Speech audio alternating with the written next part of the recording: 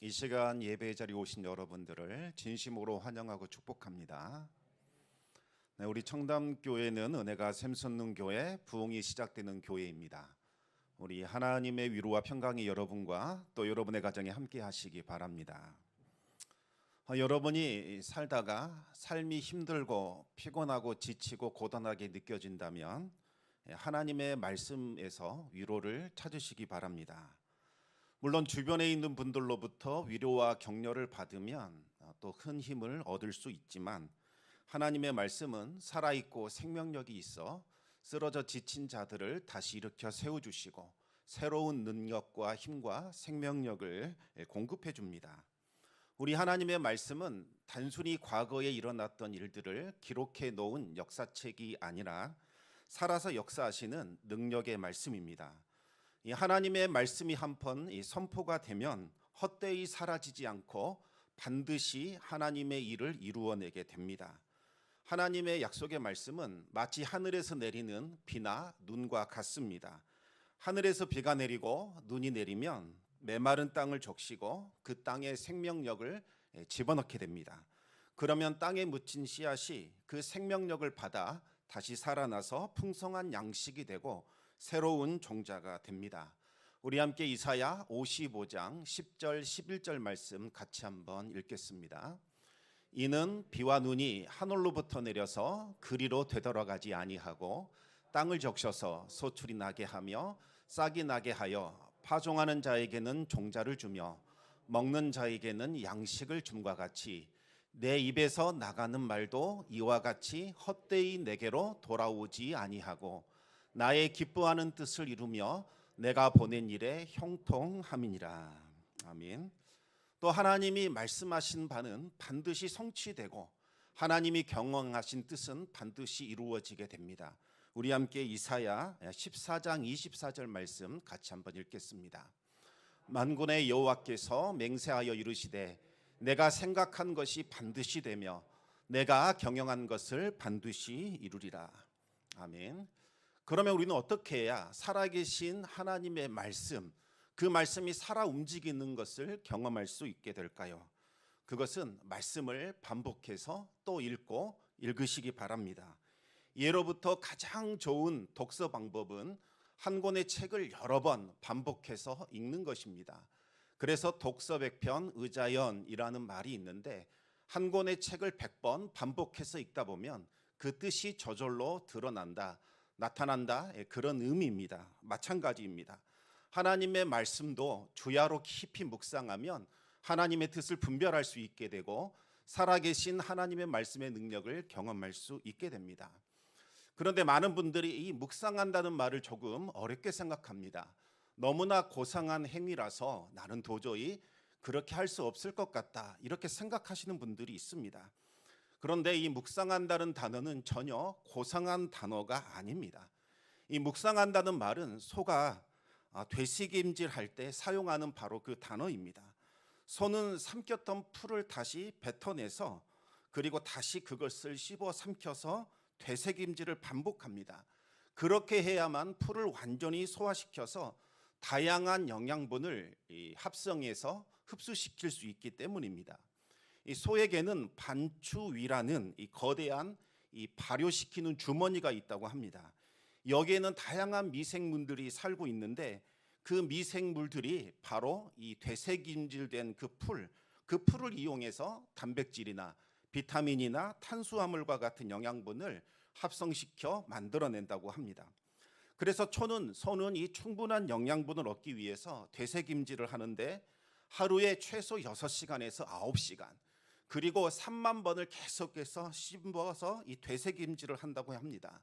그래야만 풀을 완전히 소화시켜 충분한 영양분을 얻을 수 있게 되는 거죠. 이 하나님의 말씀의 능력을 우리가 경험하기를 원한다면 그 말씀을 반복해서 묵상하고 또 묵상해야 합니다. 말씀을 오늘 아침 대충 읽는 것, 그것만으로는 충분하지 않습니다. 주신 말씀을 반복해서 계속해서 읊조리는 이와 같은 행위가 있어야 합니다. 그래야 그 말씀을 충분히 소화시킬 수 있는 거죠. 우리 인생은 참 신기합니다. 하나님의 말씀을 되새김질하지 않으면 우리는 세상이 주는 걱정, 근심, 염려를 계속해서 되새김질하면서 살아갈 수밖에 없는 존재들입니다. 따라서 우리가 하나님의 말씀을 우리 영혼의 양식으로 삼아서 끊임없이 되새김질할 때에 우리의 영혼은 하나님의 뜻을 분별할 수 있게 되고 하나님의 뜻을 이루어갈 수 있는 겁니다. 저는 가급적이면 이 가까운 분들의 간증을 피하려고 하는데 오늘은 도움이 될 것 같아서 간단하게 소개를 해드리겠습니다. 제 고향 본가는 전라남도에 있는 어느 한 시골 동네입니다. 제가 어렸을 때만 해도 제 동네에서는 여자들은 대학에 보내지 않았습니다. 아버지도 이 누님이 고등학교만 졸업하면 곧바로 좀 취직을 해서 돈 벌기를 원하셨습니다. 하지만 어머니는 이 대학 욕심이 있으셔서 대학에 들어가야 더 좋은 직장 들어갈 수 있다, 이렇게 아버지를 설득시켜서 누님을 대학에 보냈습니다. 그런데 졸업이 가까워지자 어머니는 이제 애가 타기 시작을 했습니다.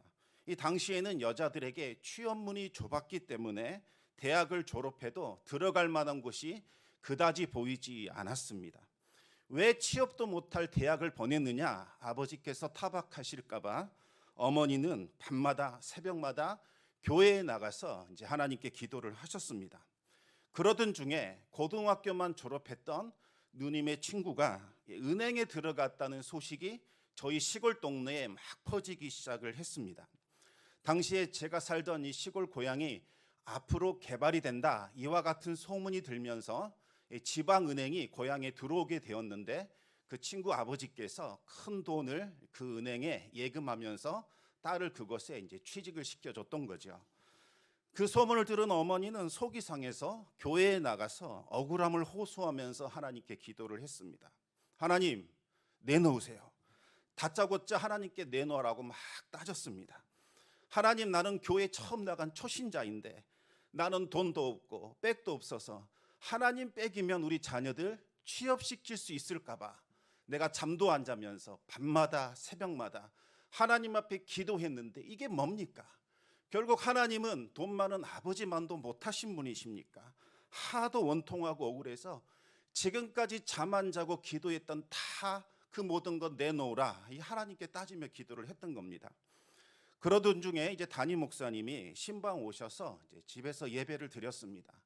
예배를 마치고 다과를 하는데 느닷없이 승무원 한번 시켜보십시오, 이렇게 권했습니다. 저희는 시골이라 비행기는 고사하고 고속버스도 타본 적이 없었기 때문에 그냥 흘려 넘겼습니다. 어머니는 뭔가 기도 제목이 있으면 그날로부터 성경을 펼쳐들고는 창세기부터 요한계시록까지 마음에 감동을 주실 때까지 계속해서 성경을 읽어가는 그와 같은 습관이 있었습니다. 어머니도 하도 마음이 원통해서 성경을 펼쳐들고 계속해서 읽고 있는데 마침 하박국 선지자의 말씀이 마음에 다가오게 됩니다.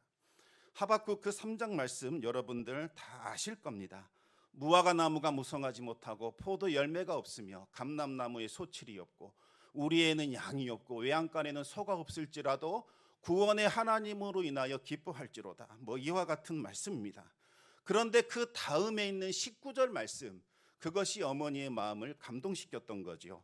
우리 함께 하박국 3장 19절 말씀 같이 읽겠습니다.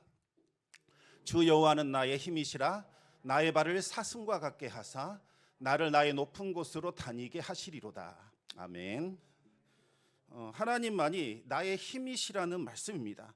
하나님께서 나의 발을 사슴과 같게 하셔서 높은 곳에 다니게 하신다, 이 말씀이 너무나 큰 위로가 되었고 소망이 되는 말씀으로 다가오게 됩니다. 어머니는 이 말씀을 붙들고 또 붙들기 시작을 합니다. 무슨 내용인지는 잘 모르겠지만 힘을 주고 용기를 주니까 하나님이 나에게 주시는 말씀이다, 이렇게 생각하고는 밭에 가서 일하실 때에도 또 길을 걸어가실 때에도 그리고 기도하실 때에도 늘 이 말씀을 붙들고 그렇게 기도를 했습니다. 마치 이 되새김질 하듯이 계속해서 그 말씀을 붙들고 기도를 한 겁니다. 하루는 새벽 예배를 나가 기도하고 있는데 이 말씀이 불현듯 떠오르더랍니다. 하나님은 나의 힘이시라, 나의 발을 사슴과 같이 하사 나로 높은 곳에 다니게 하시리로다. 그 말씀이 떠오르면서 갑자기 머릿속에 비행기 한 대가 쫙 지나가는 그와 같은 환상이 보였습니다. 하나님께서 승무원 시키라는 말씀이구나, 이렇게 해석을 하고는 그날 아침 일찍 어머니께서 저에게 전화를 주셨습니다. 야, 승무원 시키라는 응답을 받았다. 새벽 예배 때 하박국 말씀 묵상하는데 비행기 한 대가 날아가더라. 그 말을 듣고서 제가 아주 혼란스러웠습니다. 기도 응답을 이렇게 받아도 되나? 여러분, 이 하박국 선지자의 말씀은 딸 승무원 시키라 이런 말씀이 아닙니다. 모든 것을 다 잃어버린 절망적인 상황일지라도 하나님은 무너져 내린 것을 다시 일으켜 세우시고 하나님의 영광을 부으셔서 높은 곳에 다니게 하시리라는 회복과 소망에 관한 말씀입니다. 그런데 가만히 생각해 보니까 어머니의 해석이 틀리지 않을 수도 있다, 이런 생각이 들었습니다. 어머니 하박국 말씀은 승무원시키라는 말씀은 아니지만 기도응답으로 받아도 될 것 같습니다. 그 후로 그 말씀을 붙들고 씨름하며 기도했습니다. 얼마 후에 주신 말씀대로 누님은 승무원이 되어서 비행기를 타고 높은 곳에 다닐 수 있게 되었습니다. 이 모든 과정 속에서 하나님의 은혜와 하나님의 개입하시는 역사가 나타났는데 그 이야기는 나중에 시간이 될 때 함께 또 은혜를 나누도록 하겠습니다. 여러분, 믿음의 역사는 어디서 나올까요? 바로 하나님의 말씀에서부터 나옵니다. 우리 함께 로마서 10장 17절 말씀을 같이 한번 읽겠습니다. 그러므로 믿음은 들음에서 나며 들음은 그리스도의 말씀으로 말미암았느니라. 아멘. 소가 하루에 6시간에서 9시간 최소 3만 번 풀을 씹어서 그것으로부터 영양분을 공급받듯이 주야로 하나님의 말씀을 묵상하면 세상을 이기고 승리하는 믿음이 바로 그 말씀에서부터 나오게 됩니다. 말씀에서 나오는 그 믿음, 그것이 세상을 이기는 힘이 된다는 의미입니다. 우리 함께 요한일서 5장 4절 말씀을 같이 한번 읽겠습니다. 무릇 하나님께로부터 난 자마다 세상을 이기느니라. 세상을 이기는 승리는 이것이니 우리의 믿음이니라. 아멘. 말씀 묵상을 통하여 세상을 이기고 승리하는 힘을 얻으시기를 우리 주님의 이름으로 축원합니다. 하나님의 말씀은 그 자체로도 우리에게 힘과 용기와 능력을 베풀어 주시지만 우리가 말씀의 배경을 알면 더 깊은, 더 많은 은혜를 체험할 수 있습니다. 우리 성도님들께서 가장 좋아하시는 말씀 중에 한 구절이 빌립보서 4장 13절 말씀입니다. 우리 함께 빌립보서 4장 13절 말씀 같이 읽겠습니다. 내게 능력 주시는 자 안에서 내가 모든 것을 할 수 있느니라. 아멘. 많은 분들이 이 말씀을 통해서 뭐든지 할 수 있다, 이와 같은 믿음을 가지고 도전하면 성취할 수 있다, 승리할 수 있다, 이렇게 해석을 합니다. 특히 중요한 시험을 앞두고 있을 때에, 또 사업을 시작했을 때에, 중요한 계약을 눈앞에 두고 있었을 때에 이와 같은 말씀을 통해서 용기를 얻고 힘을 얻게 됩니다. 그런데 이 말씀을 이와 같은 상황에만 제한시켜 버리면 다른 상황이 오면 낙심하거나 절망할 수 있게 됩니다. 예를 들어서 기대했던 성적이 나오지 않았을 때에, 또 사업이 잘 진행되지 않을 때에, 기대했던 계약이 생각만큼 제대로 잘 이루어지지 않을 때에 우리는 낙심하게 됩니다. 그러면서 뭐야, 이 약속의 말씀이라고 했는데 이 말씀이 힘이 없네, 하나님 살아계시는 게 정말 맞을까 의심하게 되고 이제는 더 이상 말씀을 붙들려고 하지 않게 됩니다. 그런데 바울이 어떤 상황에서 이와 같은 고백했는지 알게 되면 우리는 더 깊고 더 많은 은혜를 체험할 수 있습니다. 바울은 이 말씀을 기록했을 때에 자유자의 신분이 아니라 갇혀있는 상태, 그 상태에서 빌립보서를 기록하게 됩니다. 빌립보서는 감옥에서 기록한 서신이라는 의미에서 옥중서신이다, 이렇게 부릅니다. 그런데 정확하게 말하면 바울은 감옥에 갇힌 것이 아니라 로마에 있는 어떤 셋집에 가택연금되어 있는 상태였습니다. 바울의 가장 중요한, 가장 첫째 가는 소망은 자신이 죽기 전에 세상 끝까지 복음이 전파되는 것, 바로 그것이 바울의 간절한 기도 제목이었습니다.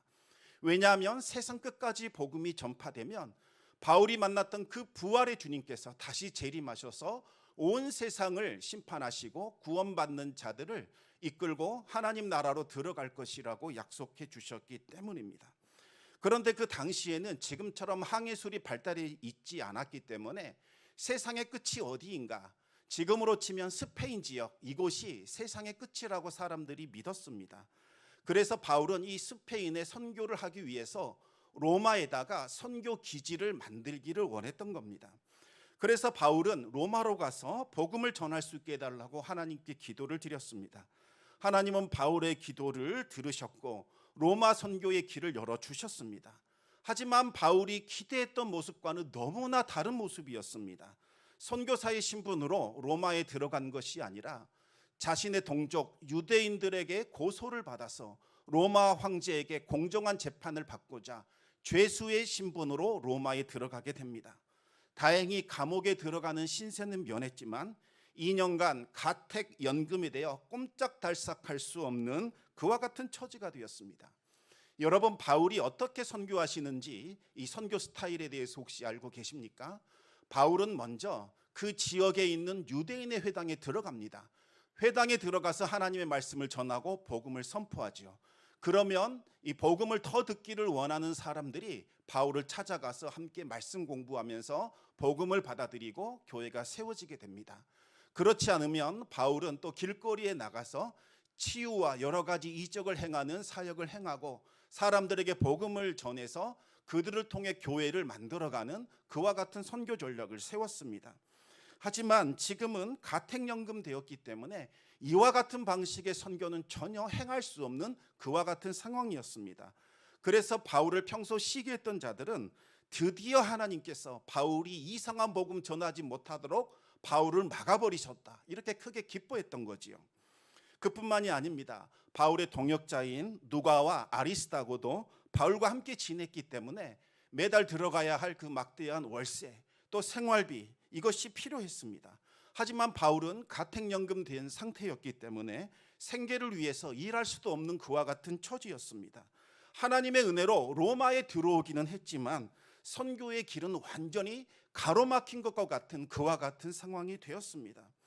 그런데 상황 자체는 절망적이었지만 하나님은 바울과 그의 선교 사역을 위해 놀라운 일들을 행하셨습니다. 로마의 법은 로마 시민권을 가진 사람은 그 사람이 죄수일지라도 자신을 대신할 대리자를 두면 자유롭게 밖에 출입할 수 있었고 외부인들도 자유롭게 드나들 수 있는 그와 같은 특권이 있었습니다. 바울은 이것을 활용해서 새로운 전략을 세우게 됩니다. 바울은 밖에 있는 유대인들과 수많은 외부 인사들을 초청해서 그들에게 말씀을 가르치고 복음을 전했습니다. 그들 중에는 복음을 듣는 사람들도 있었고 복음을 거부하는 사람들도 있었습니다. 그런데 시간이 지나면 지날수록 더 많은 사람들이 그곳을 방문해서 복음을 듣고 예수님을 영접하게 되는 놀라운 은혜가 일어나게 됩니다. 그뿐만이 아니었습니다. 평소 바울이 개척했던 그 여러 도시의 국가에 있는 교회의 목회자들이 바울을 방문해서 다시 한번 목회 훈련을 받았고 바울로부터 목회할 수 있는 필요한 모든 것들을 양육받았습니다. 이러다 보니까 바울이 갇혀 있는 이 감옥이 이제는 신학교가 되고 선교센터로 탈바꿈되는 역사가 일어나게 됩니다. 더욱더 놀라운 사실은 바울을 지키고 있는 군인들, 이들은 바로 로마 귀족의 자제들이었습니다. 장차 이들이 로마를 이끌어갈 지도자들로 성장하게 됩니다. 이들도 바울이 전하는 복음을 듣게 되었고 예수님을 영접했습니다. 그들을 통해서 이제는 바울이 전하는 복음이 로마의 황실과 귀족들에게까지 전파되는 기가 막힌 일들이 일어나게 됩니다. 바울은 이 셋집에서 2년을 머무는 동안 아무런 방해도 받지 않고 담대하게 복음을 전할 수 있었던 겁니다. 그리고 또 여러 교회에서 물질적으로 바울을 후원하기 시작을 합니다. 특히 이 빌립보 교회는 목회자 에바브로디도를 통해서 거액의 선교 헌금을 모아 바울에게 전달해 주었고 또 이 에바브로디도는 곧바로 빌립보 교회로 돌아가지 않고 바울 곁에서 바울을 섬기고 바울을 돌보는 자로 헌신하게 됩니다. 에바브로디도는 빌립보 교회가 보내준 그 거액의 선교 헌금이 다 떨어지자 바울을 대신해서 자신이 직접 일을 하면서 월세도 감당하고 생활비도 감당하는 그와 같은 충성스러운 모습을 보여주게 되었습니다. 그뿐만 아닙니다. 마가복음을 기록했던 마가, 베베, 루포의 어머니, 브리스길라 아굴라 부부, 또 디모데 두기고, 오네시모 디도와 같은 수많은 동역자들이 바울을 후원하고 바울을 도와주었습니다. 바울은 이와 같은 은혜를 경험하면서 절망적인 상황, 절망적인 환경, 이것은 복음의 방해거리가 될 수 없구나. 이 상황을 뛰어넘어 역사하시는 하나님의 은혜를 경험하게 되었습니다. 바울은 선교헌금을 보내주고 위대한 교역자, 충성스러운 교역자 에바브로디도를 보내주어 이 빌립보 교회에게 감사 편지를 쓰면서 힘들고 열악한 환경 속에서도 하나님께서 풍성하고 차고 넘치도록 은혜를 부어주고 계십니다. 아무 염려하지 마십시오. 도리어 빌립보 교인들을 위로하게 됩니다. 그러면서 바울이 말합니다. 저는 어떤 상황에서도 만족할 수 있는 일체의 비결을 배웠습니다. 우리 함께 빌립보서 4장 12절 말씀 같이 한번 읽겠습니다. 나는 비천에 처할 줄도 알고 풍부에 처할 줄도 알아. 모든 일 곧 배부름과 배고픔과 풍부와 궁핍해도 처할 줄 아는 일체의 비결을 배웠노라. 아멘. 바울은 이 경험을 통해서 아주 놀라운 위대한 승리의 고백을 하게 됩니다. 바로 빌립보서 4장 13절 말씀입니다. 우리 계속해서 같이 읽겠습니다.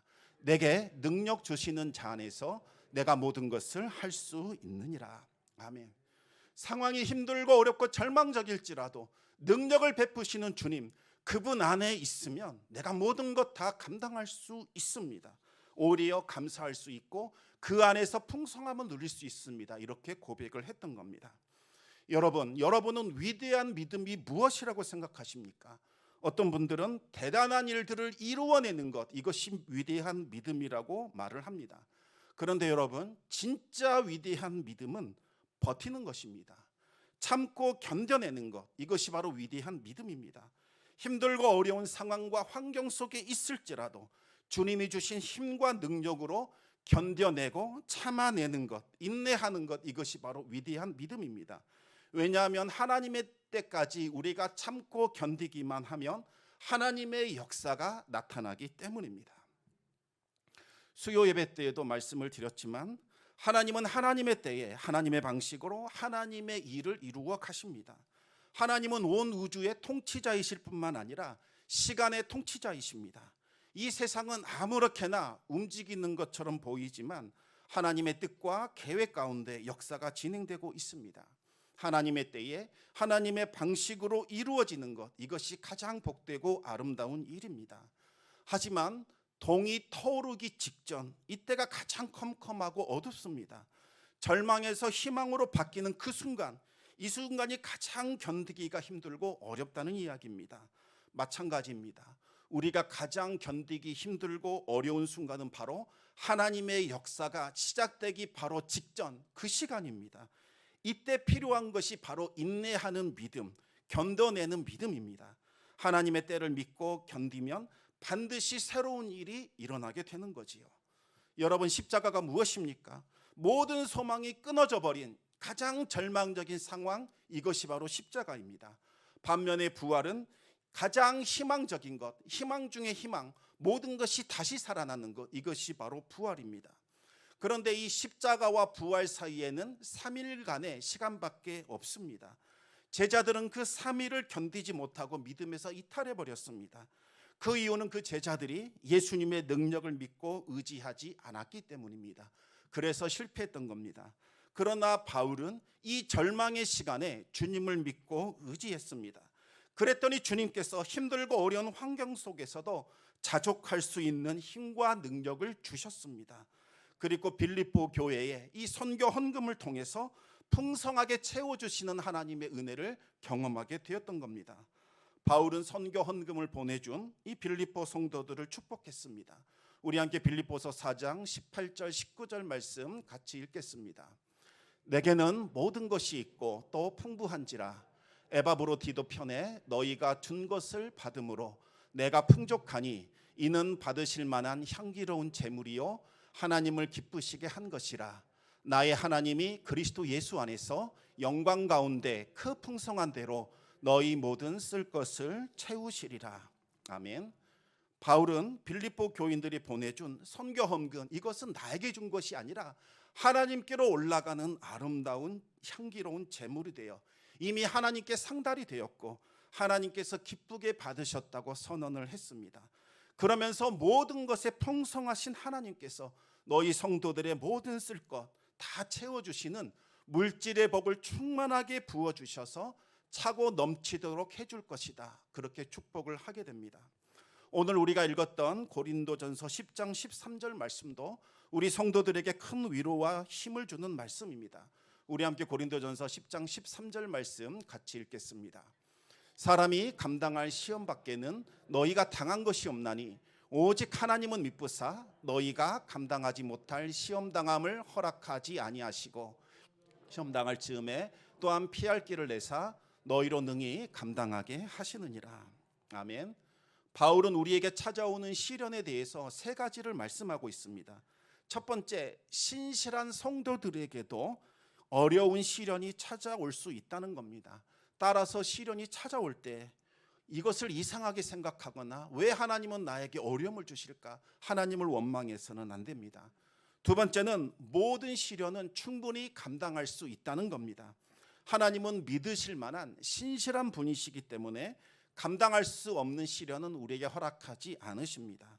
세 번째는 시련을 벗어날 수 있는 길을 마련해 주신다는 겁니다.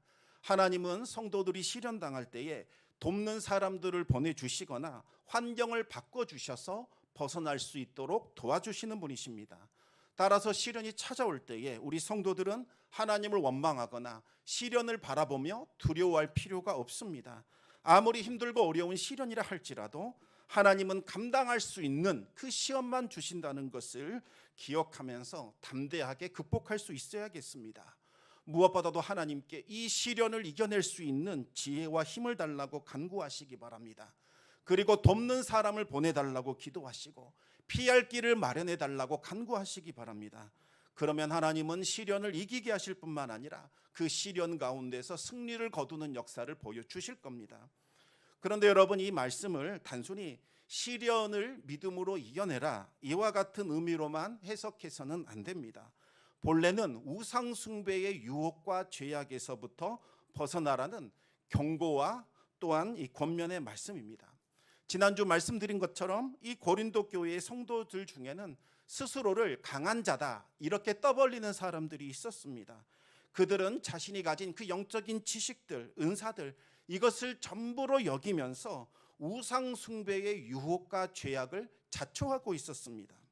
오직 하나님 한 분밖에 없고 우상은 다 헛것이다. 따라서 내가 우상 숭배 자리에 참여해서 그들과 어울리는 것, 이거 죄 짓는 것 아니다. 그리고 우상 숭배 자리에서 우상에게 바친 재물 먹는 것, 이건 아무런 영향을 주지 못한다. 이렇게 주장을 했습니다.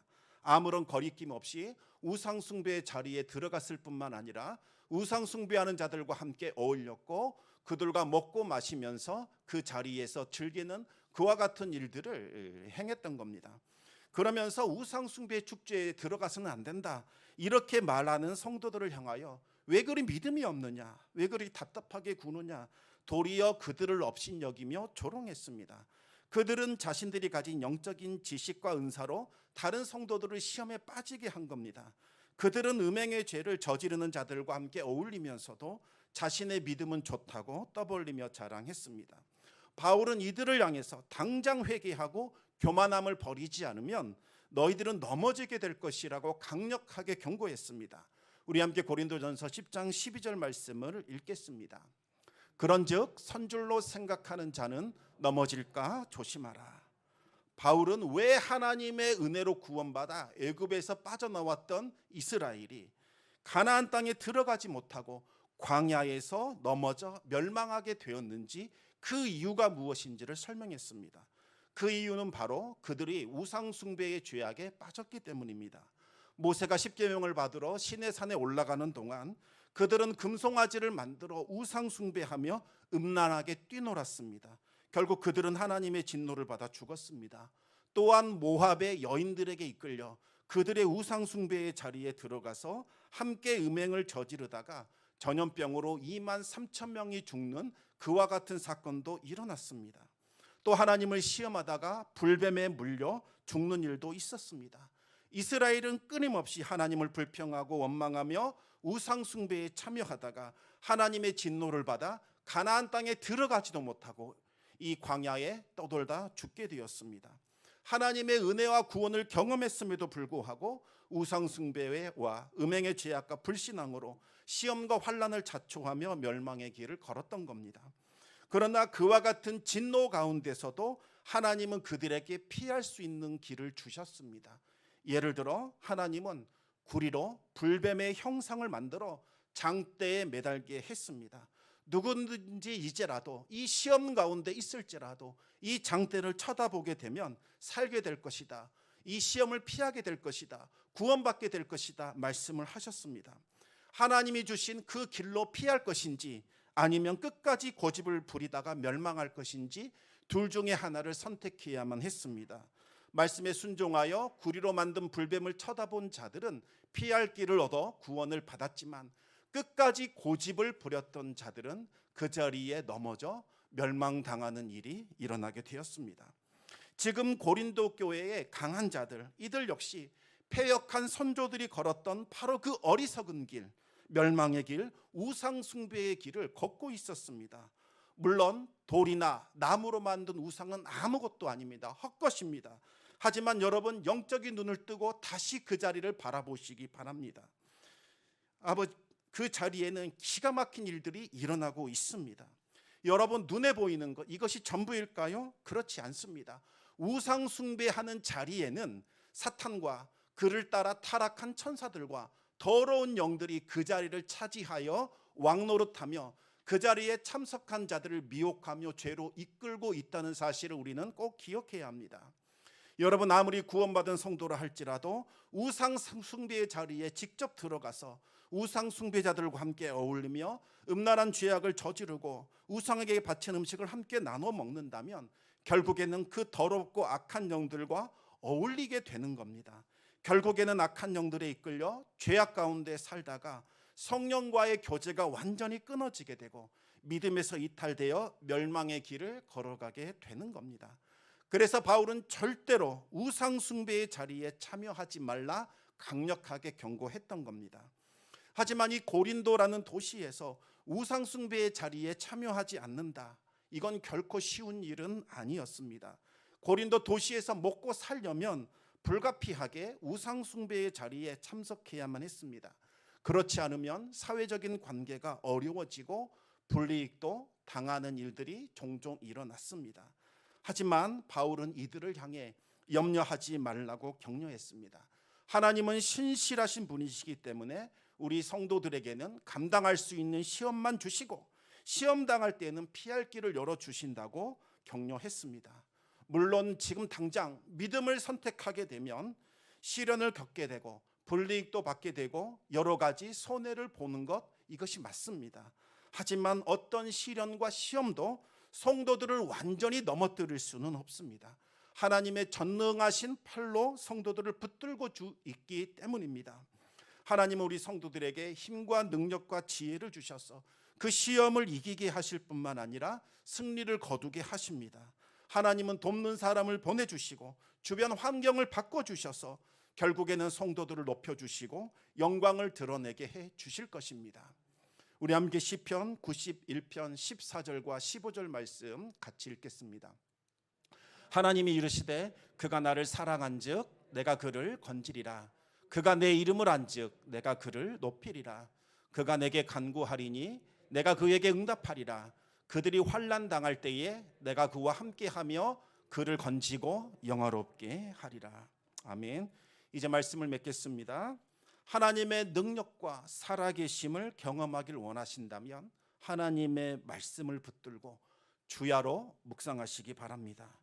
우리가 하나님의 말씀을 굳게 지키면 그 말씀이 우리를 지켜준다는 사실을 기억하시기 바랍니다.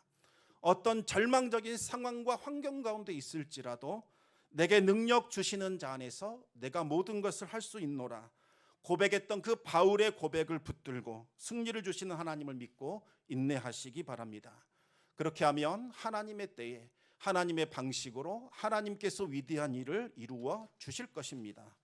또한 지금 감당할 수 없는 시험과 환난 가운데 있다면 피할 길을 주시고 승리하게 하시는 그 하나님을 기억하시기 바랍니다. 시험을 이기고 승리할 수 있는 힘과 지혜를 주시고 돕는 자를 보내달라고 엎드려 간구하시기 바랍니다. 하나님은 믿음으로 인내하는 성도들 절대로 외면하지 않으십니다. 전능하신 팔로 붙드시고 반드시 승리를 거두게 하실 것입니다. 이번 한 주간도 하나님의 말씀을 붙들고 맞서 싸움으로 승리를 거두는 성도의 삶을 살아가시기를 우리 주님의 이름으로 축원합니다. 기도하겠습니다. 아버지 하나님, 감사와 찬송을 드립니다. 우리가 무엇이간데 하나님의 백성 삼아 주시고 생명의 양식이요 우리의 힘과 권능이 되시는 살아계신 하나님의 말씀을 주셔서 그 말씀을 힘입어 살아가게 하시는지요. 주야로 말씀을 묵상하는 자가 되게 하여 주시사 말씀에서 나오는 믿음으로 세상을 이기게 하여 주시고 하나님의 영광을 맛보며 승리하는 삶을 살아가는 성도 되게 하여 주시옵소서. 모든 말씀 우리 주 예수 그리스도 이름으로 기도드리옵나이다. 아멘.